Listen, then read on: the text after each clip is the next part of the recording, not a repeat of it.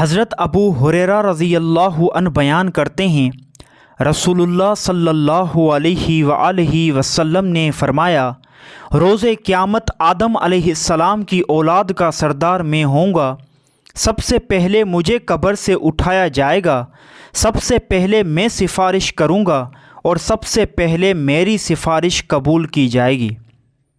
حضرت انس رضی اللہ عنہ بیان کرتے ہیں، رسول اللہ صلی اللہ علیہ وآلہ وسلم نے فرمایا، قیامت کے دن میں جنت کے دروازے پر آؤں گا اور اس کے کھولنے کا مطالبہ کروں گا تو محافظ پوچھے گا، آپ کون ہیں؟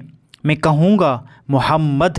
وہ عرض کرے گا، آپ ہی کے متعلق مجھے حکم دیا گیا تھا کہ آپ سے پہلے کسی کے لیے نہ کھولوں۔ حضرت ابو ہریرہ رضی اللہ عنہ بیان کرتے ہیں، رسول اللہ صلی اللہ علیہ وآلہ وسلم نے فرمایا، میری اور دوسرے انبیاء کی مثال اس طرح ہے جیسے ایک محل ہو جسے بہترین انداز میں تعمیر کیا گیا ہو، لیکن ایک اینٹ کی جگہ چھوڑ دی گئی ہو۔ دیکھنے والے اس کے ارد گرد چکر لگاتے ہیں اور اس اینٹ کی جگہ کے علاوہ اس کے حسن تعمیر پر تعجب میں پڑ جاتے ہیں۔ وہ میں تھا جس نے اس اینٹ کی جگہ کو پورا کیا۔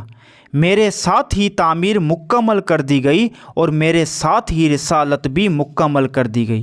ایک دوسری روایت میں ہے، میں ہی وہ اینٹ ہوں اور میں ہی خاتم النبیین ہوں۔